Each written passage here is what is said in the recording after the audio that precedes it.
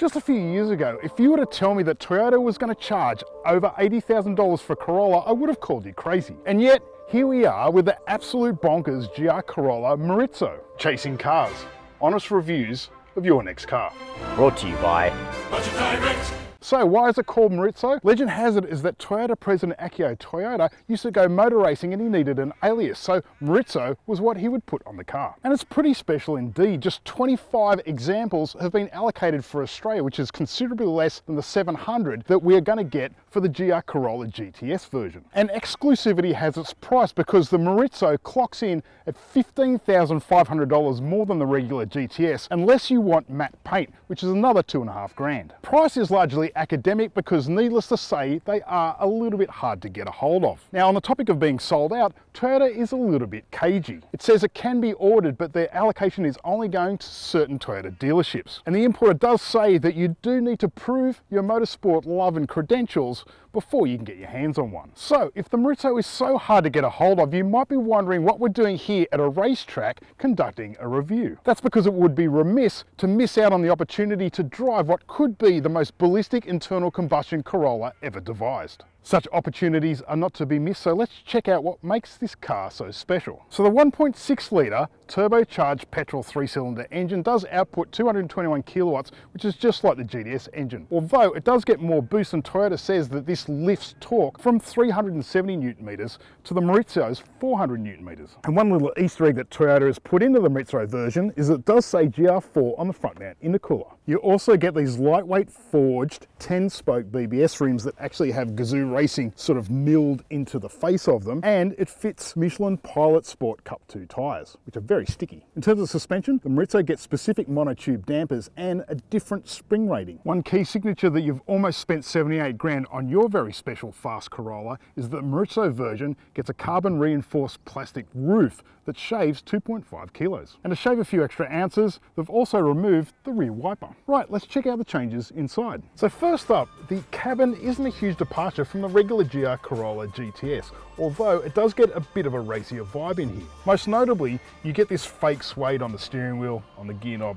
and on the handbrake, and it does look and feel pretty special. Also, the seats have more side and base bolstering than the regular pews that you do get in the GTS. So they do hold your body a bit more assertively when you're in the heat of the battle. But the other changes in the cabin are really more about trimming fat and saving weight. So instead of the dual zone climate control, the Morizo fits a single zone. You don't get any inductive phone charging, you get a more modest 2-speaker sound system. They've gotten rid of niceties such as rear parking sensors and the rear wiper. But the rest of it is quite familiar compared to the GTS, so you still get the 12.3-inch digital driver screen, which is very nice, and the fairly modest infotainment screen. Outside of that, it's not exactly luxurious and it's very much workmanlike and fit for purpose. Let's check out the rear seating, or the lack thereof. It's in the back where the Morizo gets a little bit unorthodox. That's because they've ditched the rear seating and instead you get these two huge body braces. There's also 3.3 meters of extra adhesive in the body for structural integrity. The reason why it's shaped this way is so that it can support loading 4 spare wheels across the back, which is going to be pretty handy for track days. But if you can negotiate this bar here,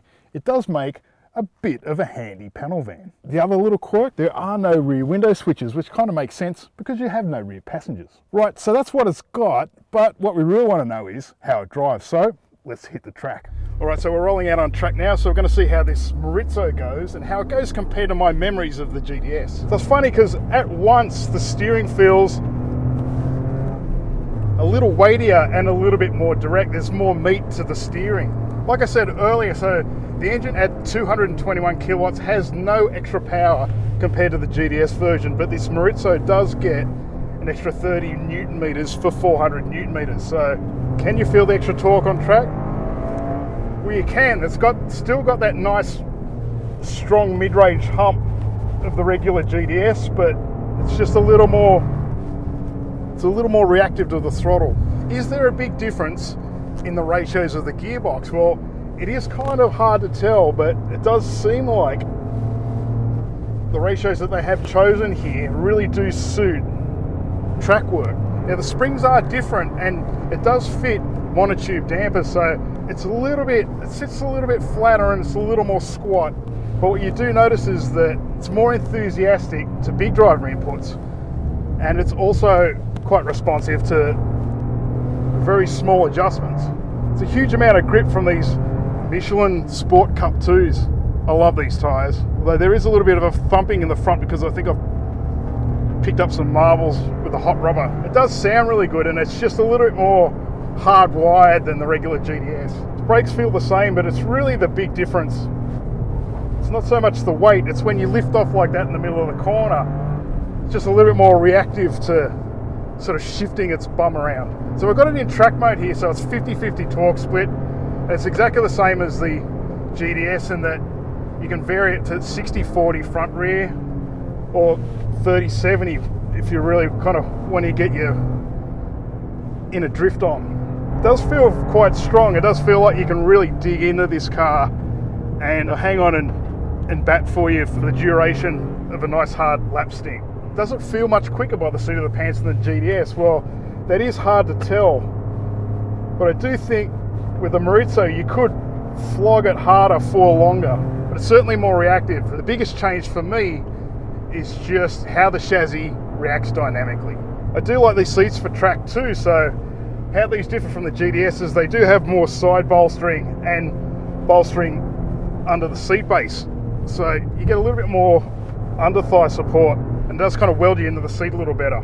Other highlights, well, I am a bit of a sucker for suede, so you kind of get this Alcantara or fake suede, whatever Toyota decides to brand it, on the wheel and on the gear stick. It certainly does give it quite a sort of racy vibe. The character of the car, it's certainly not the kind of thing that would bait you to sort of throw a picnic basket into the boot and take it for a nice Sunday morning drive. It does have that kind of motorsport edge to it, and I don't know whether that's because it doesn't have the back seats or the fact that the metallic sound of the engine sort of bounces around the cabin a little bit more readily.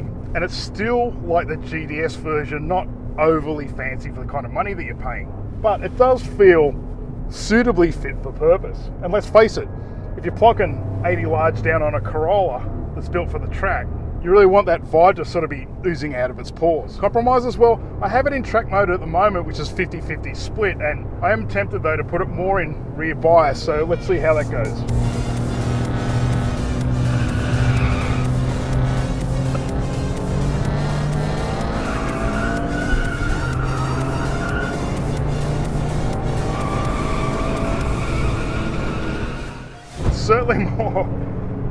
Certainly more reactive from the rear when you throw 70% of the torque there. A bit more rotation on the throttle, and it just likes to hook into a corner a little better.